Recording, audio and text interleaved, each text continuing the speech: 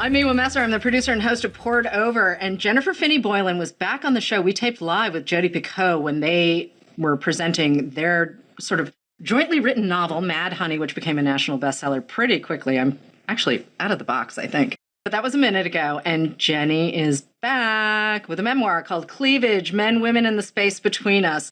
And the jacket is great.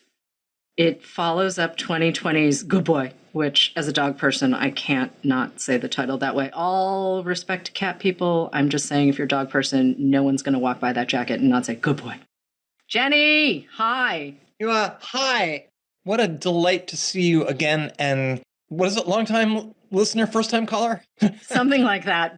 But I'm not a first-time caller. You have been a supporter of my work for years and years and years. And B&N has been a supporter of my work for over 20. It was, in fact, at the Upper West Side Barnes & Noble in New York City that I gave the very first reading of She's Not There in 2003.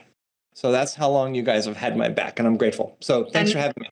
Oh, I'm happy to see you. But also, that's pre-Oprah, right? I mean, yeah. Oprah came later in the fall? Well, was it? It was right around that same time. Okay, all right. Well, you know, we try to do what we can. But also, you share a birthday with Meryl Streep and Chris Christopherson.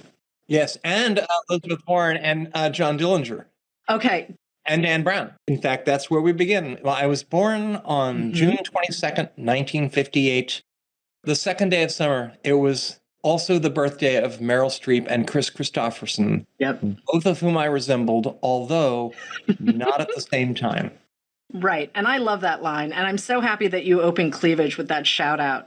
Shouting out to myself. Well, yeah, but at the same time, you know, I mean, Cleavage is new work that has, some of it has appeared in different form. You were an op-ed columnist for the New York Times for a while. You were an op-ed columnist for the Washington Post for a bit. So there is some work that has been out there, but this book is sort of a newly envisioned memoir of you later in life. Yeah, well, in some ways, it is a bookend to She's Not There. Yeah. 20 years after that book was published and 25 years after my own transition. So I wanted to do a couple things, one of which is to talk about the difference between men and women as I have lived it. It's not this is not the the dictionary definition. It's the stories of the difference between my experience as a man and as a woman. And I think that's really interesting, especially as now that I'm in my 60s, to kind of look back and see where we've been. It is also a chance to consider the difference in transgender experience between when I came out in 2000 and now in 2025. Because why? Because in some ways, things are easier now because the path, which back in the day was like finding your way through the French underground. I mean, I could find an electrologist back then only by, talking to somebody who knew somebody who, if only I didn't say anything. And literally there was a group I joined, a support group where you literally had to know a secret password. I mean, it was like that back then. So it's easier now because now the path is blazed. Now people know how to get from point A to point B. But it's also harder because now that there's increased visibility, there's increased blowback. When I came out in 2000, no one had been given formal instructions on how to hate me. My mother, evangelical, Republican, Lutheran Christian, age 80, when I came out to her, she threw her arms around me and said, and quoted 1 Corinthians, she said, "Love will prevail. These three remain, faith, hope, and love. But the greatest of these is love," said Mom, and put her arms around me. And that was her so-called Christian response then. And that's not the response that people are getting now. Anyway, we're talking about cleavage. We are talking about a little while ago. Yeah. But I'm also thinking about your parents for a second, because you grew up on the main line of Philadelphia and, you come from a reticent line of people, my friend. You guys are not running around sharing all of your stuff everywhere, if I remember correctly. Yeah. Both of my parents, but especially my father, were people who just, you don't boast or talk about what you do or talk about yourself. And I found that a real challenge, especially, I mean, writing books is not easy for me, but I think I've learned how to write a book. I've learned how to tell a story after a lifetime of doing it. But when it came time to sell a book, which increasingly often you don't have to just write a book. You also have to advocate for your book. You have to do these podcasts. I don't know if you've heard about this, but there's all of this self-promotion. Anyway, talking about yourself is a crying sin. Well, no, it's not a crying sin because we get some pretty great memoirs out of it, but I am still kind of fascinated. You've written 19. This is your 19th book. Oh my God. And you've written books for middle readers. You've written memoirs. You've written some novels. 19th book. I hope Cleavage is the one where I got it right. Well, I enjoyed it. I quite enjoyed it. I'm glad. But I also enjoy your work in general because we're going to come back to your sense of humor in a second. But I want to sit with this memoir thing for a second because it's kind of fascinating. Here you are, raised as a person to not talk about yourself, right? I mean, essentially, that is kind of like what I understand of your parents. Like, you're not like hanging out in the living room saying, so tell me about your deepest thoughts right now. And I say this as an ex-Bostonian. My people are not that different from your people. But the idea that memoir is sort of an art form that you have become extremely comfortable with. And you describe memoir as like taking a photograph. And I just want to riff on this for a second because I love this idea where you're pulling from all of the different pieces of you're the Anna Quinlan writer in residence at Barnard College. You have taught at Colby. You have, done all of this op-ed work and you've done lots of other editorial work as well. And yet books are your home. Story is your home. Voice, you have a very distinctive voice. And that all comes together in Cleavage in, I think, a really interesting way. And a kind of a new way, actually, because there's way more of you, I think. How much more of me could you get? I think I will say, Miwa, as an older person now, I think that affects the way you see the world also. Okay. You spend a lot of time traveling. It's one of both the delights and the pitfalls of being older. There's a John Prine song, I Remember Everything.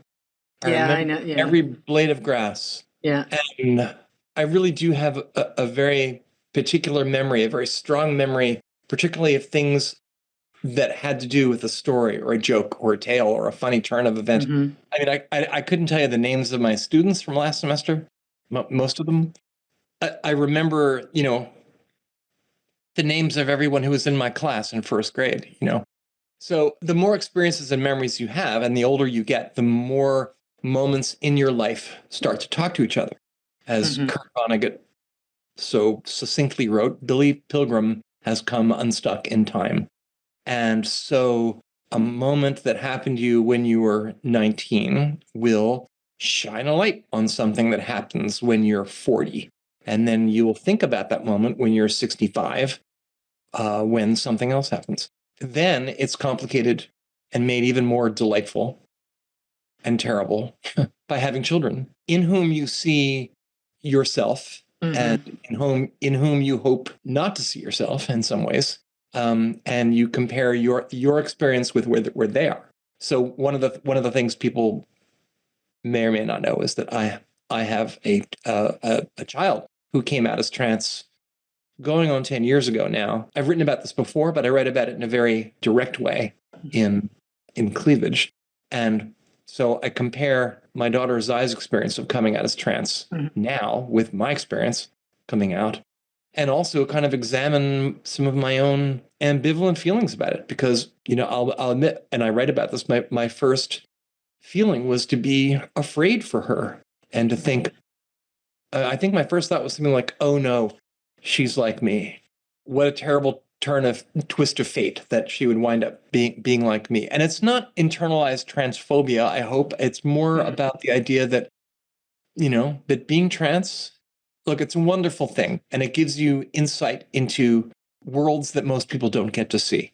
But it's also a hard life. And depending on who you are, it can be a life that promises violence and discrimination and hardship. And being trans in this world can demand a certain kind of toughness. which is absolutely unfair because it also means that you're one of the most vulnerable people and some of the most fragile people in the world. So how do you stack all that up? Anyway, all of that has to do with how does time. I'm talking about my experience of my daughter as an example of the change in the way you experience time as an older person and the way that affects the way you would go about writing memoir. There's also a moment, too, where Zai says to you, Mom, you and your wife, Didi, both moms, back off a Mom, little bit. and I'm still called You're Maddie. Okay. Maddie, yeah, half mommy, All right, half. so Mommy Mom and Maddie. Maddie, she really did. She was like, you guys, I have this. I have a community. And that was what so infuriated me. She didn't want my wisdom. She didn't want my great advice. I was like, one of your mothers is Jennifer Finney Boylan, right? You think I might have some knowledge to share with you? And she's like, yeah, I'm going to do this on my own. And, God bless her. Exactly. Of course she should have done it on her own. But also, younger women have a different relationship with their bodies. They have a different relationship with food. They have a different relationship with success and ambition and work and marriage and all sorts of, one of the things that was interesting for me reading Cleavage is sort of watching you wrestle with, you're technically a boomer, right? I know you're older than. Yeah, what do they call it? Generation Jones, the trailing half of the boomers. Vietnam was not a thing. Woodstock was not a thing. My college years were the Carter years. High school was Gerald Ford, but technically boomer, yeah. So, but for me, that feels really far away, and I'm Gen X, and your experience of the world just seems so very different from mine, and your daughter seems even, because she's not even 30 yet, right? Yeah, no, she's 30, she's 31. Okay, so she's just turned 30. But, her experience of the world, she's native to social media in a way that you and I are not. Well, I'm not sure I have anything original to say about the fact that the world's changing rapidly, and the way we experience the world is changing rapidly, and there are some people who are prisoners of this new digital world we've created. There's some people who think AI is just this fabulous thing. Can't say I've seen a good purpose for it yet, but I suppose that's coming. And yet I don't want to be one of these people who just puts their head in the sand and says, I don't want to be old Fezziwig. Right. The old ways are just going to have to die out with me. You have to be in the world. You have to keep being part of the world, and you have to keep looking forward. I'm aware of the ways in which the digital world takes over space on our minds and our hearts and makes us furious at people whom we don't even know. And if we saw them in person, we wouldn't even cross the street to say hello. I'll tell you what, the only answer that I have to any of this is books. When in doubt, stop doom scrolling and read a book. And I have read more in the last 6 months than I have in years. And I think my spirits have risen. I've read so many great novels. Okay, like what? Well, I'll just go I'm currently reading Wolf Hall, which I never got to when it came out. I'm reading Wolf Hall. And just before that, I finished Creation Lake. I just finished All Fours, Intermezzo, Bee Sting, and Skippy Dies. This fall, I read through all of Ulysses for the first time in 20 some years, and along with help of a guide, an online guide, loved Ulysses and got so much more out of it than I ever have before. Is that a function of age, Ulysses? Because I still have not been able to finish it. It's also a function of the way you approach certain kinds of stories. Okay. And Ulysses is best. I was thinking about this a little bit when David Lynch died. I had a lot of discussions with friends about a lot of his work, including what I believe to be his masterwork, a reboot of Twin Peaks, which many people found unwatchable. And I understand why, because people are looking for a plot, and people are looking for Agent Cooper to be Agent Cooper and to go solving crimes. And it's not like that. It's more, I remember David Lynch was a painter originally. So the experience of that film the 18 hours of that show, it's like being at the museum and watching images and hearing music. I had this experience when I read a volume of Proust every other summer, and I'll be up with the seventh and final volume this summer. And nothing happens in that book. Can we just say nothing happens for thousands? No, nothing happens in Proust. This is true. But the best way to experience Proust is to experience it as music.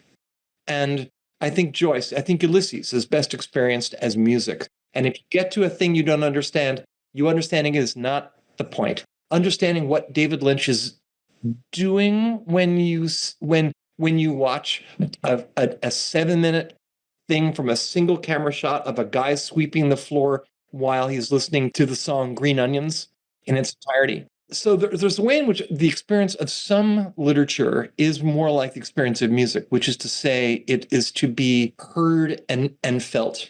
I mean, there's that famous part of Finnegan's Wake, and Olivia Pirabel. Well, I told you, or haven't I told you, every telling has a tale, and that's the he and the she of it. Look, it is hours now since Erewhon is cloch.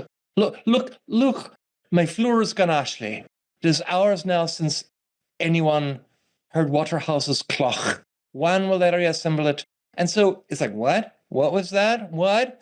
There's not really a character there. It's putting your toe in the rushing waters of what Aristotle called the melos of language, the melody, the melodic part of language, rather than the lexis, which is the meaning of language. Do I think about any of this stuff while I'm actually writing? Is any of this stuff in She's Not There? I don't know, but I do want my stories to have a melodic component to them as well. And I think Cleavage is, more than anything else I've written, is assembled. It's a mosaic. I mean, it is the through piece. It's not a collection of essays. It is one story, but it goes here and it goes there. It talks about food. It talks about our sons and daughters and mothers and fathers. And it talks about our experience of time. It talks about how our sense of friendship changes. But it is one story, but it is very much something that's been assembled as like a series of little, like a series of sonatas or chamber music. That's a little pompous to say, isn't it? No, it's not. It's just, I always expect a musical reference from you. You're much more musical than I am. My inner Edward Albee is coming out. Mm-hmm. And Edward used to always speak to me. He would speak like this. He'd always have this sense of distinguishment. You know what he said to me, Edward Albee, the last time I saw him? What? He kissed me on the cheek and he said, "We have done well, you and I." And that was the last time I saw him. And I thought, we have done well, you and I? You and me, Mr. Albee? Whew, that's something. But here's the thing, story and voice, right? They're the same. I mean, you don't have story without voice. You don't really have voice without story. It's funny. In reading Wolf Hall right now, I mean, that book has a distinct voice. Oh, yeah. But the author, someone like Rebecca Mackay, like you read a book of hers and there's Rebecca, or even Richard Russo, my dear old friend Rick. Absolutely. You read those books and you're like, okay, hi, it's like being with a friend. I couldn't tell you who the author of Wolf Hall is at all. The author's sense of self behind the story, it's more like a director. It's more like a director directing a film, and I'm watching the actors, I'm just kind of laughing because Mantel's favorite of her own novels was A Place of Greater Safety, which was her first novel. It's about the French Revolution, and it is like 900 pages long, and it's fabulous, and I love this book. And the voice of that book is very different from the Wolf Hall novels, but in between, she just kind of wrote whatever she felt like writing. And so there wasn't, at least for me as a reader, picking her up sort of intermittently, there wasn't necessarily a through line for me. And then those 3 Wolf Hall books, of course, were just like, they sit on their own in a way that like the earlier work doesn't. But when I think of Hilary Mantel, I actually think of A Place of Greater Safety first, because I think that was also, my first experience of her. And I got so pulled in to the story and the characters, and there's one very badly behaved She's lucky that she revolutionary. didn't write Wolf Hall first, because I think a lot of writers, if they have a big success with their first or second book, they want to rewrite that book over and over again. I mean, I should talk in that and Cleavage is now this book that is in some ways very intentionally echoing She's Not There from 20 years ago. But my books, I mean, Mad Honey, which I wrote with Jodi, is a pretty different book from any of the novels that I've written. Yes. I mean, I don't know. I think compared to Hilary Mantel, that you can feel Jenny Boylan standing behind the prose. Yes. But also I know your sense of humor. But I do want to come back to voice, right? I mean, the idea of, I mean, you were writing novels for a really long time. I mean, there were 3 novels, I think, before the memoir. The Planets, which was my first novel, Right. which is adorable. Somebody stopped me on the street in New York City just a month ago and asked me if I was me, and I said yeah, and they said, and I just want to tell you, I loved The Planets, which was published in 1991, you know, Right. and I thought, you are my favorite reader. So yeah, The Planets and the Constellations. Okay.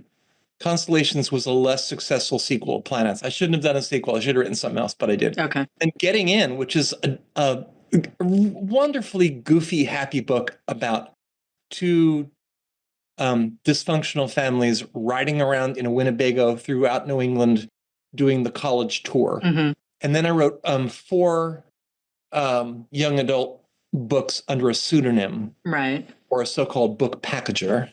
Same people who did Sweet Valley High. And then She's Not There kind of reinvented me as a writer. Right.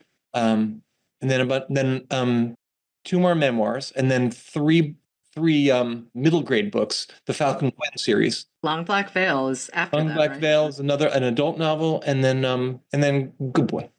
Right. Good Boy. And then Mad Honey. So it's a lot of writing, man. I don't know. It's a lot of writing and a lot of teaching. And a lot of teaching. Yeah. You teach a good chunk of the year. Yeah, although I'm coming up on this year, 2025, I'm going to take off to write, and probably retire a year after that. Yeah, after that, and just do writing full time. Yeah, I got this dream, which is funny because that's how Mad Honey started, with a dream. But I got the dream, and the Turks and Caicos is where I was, and I woke up, and it's this diabolical idea for a novel. I can't tell you what it's about, but I'll tell you that it even came with the title, which is meant to be creepy. Ready? The title is Sweet Tooth. Okay. Okay. I have a tiny idea of where this book is going because I do know your brain a little bit. Yeah. But wow. Okay. Yeah. I'm going to start by asking my neighbor, who's the pharmacist, about the best ways of poisoning people. and getting away with it, you know. But this is also the joy of fiction, right? You can make it up. You can play. I mean, well, but hold on. This is why I like being a bookseller, because we have fiction, we have nonfiction, we have poetry, we have all sorts of different ways of playing with language and playing with voice and traveling through time. And, you know, hey, dragons are a thing again. Yeah. I really am one of those people who believes that there's a book for everyone, right? Like, and if you are not a reader yet, you have simply not found the book that is going to blow your mind and make you say, I love that. This, right? Like, I genuinely believe that. And maybe the thing I love is not the thing you love, but I mean, for me, I need language. I need sort of cut glass sentences. I don't necessarily need stuff to happen, right? I'll totally own it. I will totally. Oh, so what book most recently did that for you? So there have been lots and lots of things that do not meet that criteria, because sometimes when I'm reading for the show, things are a little different. But I do think Clear by Karis Davis was pretty great. It was just a while ago. I think it was early last year. But there has been a lot of reading where lots happens, like James and Colored Television and North Woods. Oh, you know what? You would love North Woods, the Daniel Mason novel. Yeah, I read that. That was one of my favorite books of Lester. North Woods and James. But you know what? I also was remembering. I also just finished the Demon of Unrest. Oh, the Demon of right. Yeah. The Eric Larson. Yeah. He's fun to read, though. I mean, That's the thing. Sometimes history can be, I mean, David Grant is fun to read. I mean, there's Do you know who I worked next to when I No. was an editorial assistant at the Viking Press in the early 80s? It was me in the middle, and then the next one over, Stacy Schiff, Oh, who wow. wrote The all those Witches, among other things. Yeah. yeah And the Cleopatra biography. I mean, she's and the new one about Benjamin Franklin. right. And the next one over was a writer, actually a wonderful writer who now I don't hear so much about anymore. David Lodge, the Secret Life of Cranes. David Levitt. Oh, sorry. Yeah, that's the wonderful thing about those jobs people have in publishing. That you wait 10 years, and then the people that you knew when you were 20 have a book out. Or if you're a teacher, I would say too, I've had plenty of former students now who've published. Well, Maggie Nelson was one of your students, right? Maggie Nelson is one of mine. Yeah. And she actually very kindly sat in on a class of mine last spring when I taught the Argonauts. And Sarah Langen, the horror writer. Anyway, so yeah, it's one of the great things about being in something like teaching, or even something like working at a bookseller's, is that everybody's got a novel that's waiting to fall out of them. No, what do you mean? I think some of us just really want to sell books, Johnny. Well, if some of us didn't want to do that, some others of us wouldn't have a job. Well, we do what we can. We absolutely do what we can. But hey, code shifting, language, passing, safety, all of these things, there's always sort of this thrum, right? At each of these chapters, there's still there's still memory, there's still, there's some ghost stories in here that, have interesting turns, right? Like, it's not the first time you've written about ghosts. It's not the first time you thought about ghosts. When you grow up in a place like mainline Philadelphia, there are these huge old houses, and they're huge old houses, and they have histories, and, sometimes things go bump in the night. One has a true crime story, but also, which I've never done before. There was a time when I was early on, I wanted to make that story the whole book. Oh, I'm glad you didn't. It fits where it is. It didn't feel like it could carry the weight of everything I wanted to say. And also I felt this, I'm referring to, for our readers, I'm referring to a chapter in which there's a murder at Colby College where I taught.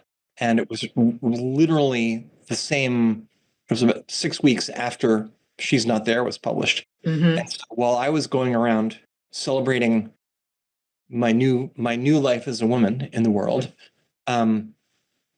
here's a woman who had been murdered by some stalker, essentially just because he was looking for a woman to kill.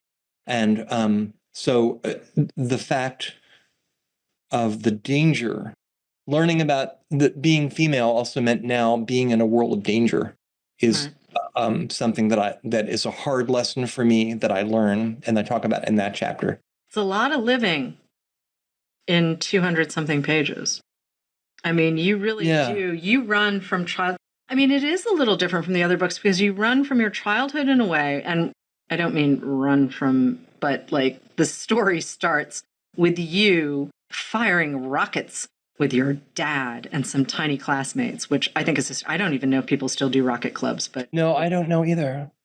But it's funny because I wanted to show that scene because I loved being ready for this word? A rocketeer. Sense. I loved being a rocketeer. Yeah. I have an uncle who was an actual rocket scientist. I grew up around this stuff. I totally get it.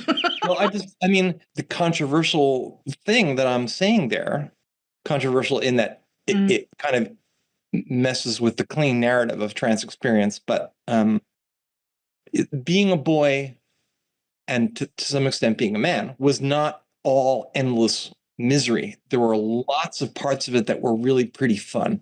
I mean, I knew it was kind of like, I don't know, having fun in a country that wasn't your home. I saw being an exchange student? Yeah, I was an exchange student or a spy. But I had So that chapter that you're talking about, one of the things I'm remembering is being in the Rocket Club with Buddy and Sean and Richie and the local bully. I forget what name I made up for him. No, it's in there. I remember his real name, but I better not say it. So that was fun, and being presided over by my chain smoking father, who was a really good guy, a really good man who looked out for me, even though he was always a little bewildered by what a weirdo I was. But in a way, I guess that's one of the delights of being a parent too, is the way in which you learn that your children have these lives that are incomprehensible to you, and that they have secrets.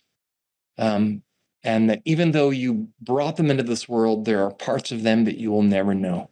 But also, I mean, your dad didn't have language for a lot of things. He had his cigarettes, and he had Rocket Club, and he had his job, but he didn't have a lot of language to describe his emotional landscape or maybe his, real hopes. And I mean, he was kind of one of those dads from the sort of 60s. Again, when I talk about the fact that Cleavage is a story about the difference between men and women, the difference as I've lived it, and I want to be careful around cliches and generalizations, but in my life as a man pre-transition, and among the men that I grew up with, the boys I grew up with, it was a very true fact that we were not good at talking about the things that were in our hearts. And in fact, that we would, the idea of talking about our feelings was just absurd. It also seemed a little disrespectful in a way to reduce our thoughts to words, that the things are our feelings are so deep that to put all this kind of cheap language on it is disrespectful to the depths of the emotions that we felt. I mean, and yes, we were repressed and we were inarticulate. And it's just so funny. I think about friends that I grew up with, boys. I had a friend who had to drop out of school because he destroyed his room and went to like a mental hospital. And we never talked about it. After he got out, never talked about it. I had a friend who had alcoholic parents. I had another friend whose mother had committed suicide. We never had a single conversation about any of that stuff. Or if we did, somebody said something like, yeah, maybe one time someone said, that must have been hard. And, Chris would have said, well, yeah, maybe. I don't know. You do what you can. Dude, give me another Pabst Blue Ribbon. I want to use that, though, to segue into a line. I'm going to quote you at you because I can. In the years since transition, I've sometimes wondered whether it is my sense of history itself that's been most affected by my change of gender. And, language feeds into that, your experience of the world, right? I like this idea that it's more than just language or your relationship to food or, clothing sizes, which are for women are weird. Like, can we just admit women's clothing sizes are just, they make no sense? But history, right? History is the thing. Like, if I think of mainline Philadelphia, I have, an idea because I have people from there where I'm just like, yeah, I get that place. Or, the North Shore of Boston is not the same as the South Shore of Boston or the North, right? All that kind of thing.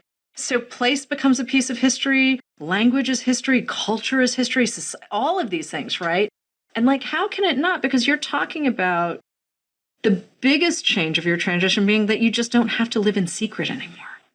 Right. I'd like to say that the biggest change is not the difference between going from male to female. It's the difference between going from someone who has a secret to someone who doesn't have one, or at least doesn't have one that's that enormous and that atomic. I mean, I don't want to say it'd be silly to say I don't have secrets, because we all have secrets. Yeah. I'm not trying to repress anything in particular at this moment. Promise. But that's definitely change in the way I experience the world. Because if you have a secret that's that big, I mean, it's just got to follow you everywhere. And you're always thinking about it. You're always trying to hide, hoping that people won't know the truth. It's one reason why I never became a teacher when I first got out of college, because I figured that I was just too embarrassed to stand in front of people and talk. I thought everybody would, know the truth about me, Mm-hmm. I'd be one of those teachers people laughed at, I think my sense of time has changed also in that, well, we were talking about this earlier. I think coming unstuck in time and remembering, I mean, I can remember things.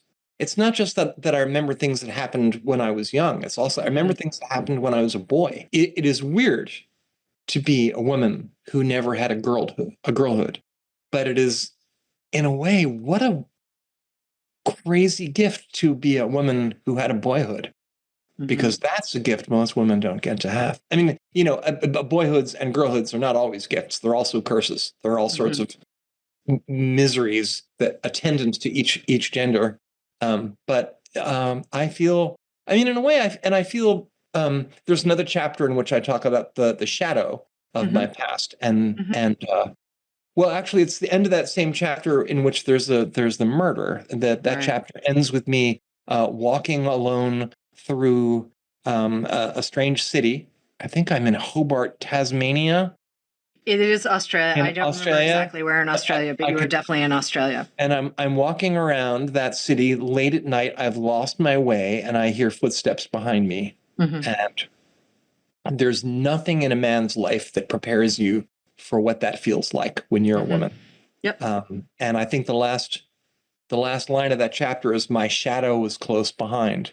That's a kind of a grim example of it, because there are also kind of pleasant examples of the way our shadows follow us. I think as a woman, I wonder sometimes, would I have the same goofy sense of humor if I'd had a girlhood, or would that have been repressed out of me? Honestly, I'm not sure you would have. I mean, I'm so used to you as Jenny that this is all parcel. Like, you are just, I mean, but yes, I do think your sense of humor is a little goofier than it might have been if you had been a mainline girl, Most of the transgender women that I know have pretty wild senses of humor. I think that when you're given at birth this kind of existential dilemma, and you're literally by age 7 or 8, at least in my case, wrestling with this question, with the mind body problem, which most other kids are worrying about, like, do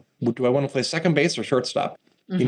Whereas at 7 or 8, I'm wondering, I feel like I want to be a girl, but I can't tell anybody. And could I become a girl? Is that even possible? And so there's an absurdity just hard baked into your existence that I think it expresses itself as humor. It's the only way to come out and survive. So many of let's say all of the trans people that I know have the sense of humor. I mean, I know other people who have a sense of humor too, and there are also people who have struggled one way or another. I don't know that many people who are, in a position of power and ascendancy in this culture who have a sense of humor. Well, we do what we can. Hey, I suppose I should, let you get on with things. But this is where I get to say it was really great to see you, Jenny. I'm so glad that Cleavage is able to be out in the world. And hey, I just want to remind people what your mom said. What did Mom say? Love will prevail. Love will prevail. Ignorance can only prevail for so long. Heartlessness can only prevail for so long, because it takes more effort to believe things that are not true than to accepting the truth and reality. It takes more effort to constantly be bearing hatred in your heart. And transgender people and men and women, we've all been here all along. And to accept each other and to be loving towards each other costs us nothing.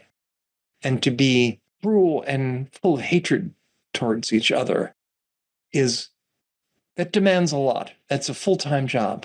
And surely in time, people will just get tired of being so mean to each other. Okay, let's not forget non-binary folks too, because they've been around since time began too. Indeed. And the space between us, as the subtitle of this book says. So look, I guess I'm now, I know I'm preaching to the rafters here, but I'm in this lovely home of mine with rafters. So I'll preach. My preaching is the fight is just beginning. And how do we fight? We fight by telling stories. We fight by reading books and by writing books and by selling books. Thank you, Miwa Messer. You can change the world more fully with a story than with anything else. So that's what I'm hoping people will get from Cleavage, and readers and trans people. Tell your story, because there are a lot more stories than simply the one that I tell. There's one for every person who opens a book. And that is a perfect place to end this episode. Okay. Jenny Boylan, thank you so much for joining us on Poured Over. It's always a treat to see you. Yeah, thanks, Miwa. I'll see you in New York. Oh, absolutely. Thank you for listening. Poured Over is a Barnes & Noble production. To help other readers find us, please rate and review the show wherever you listen to podcasts.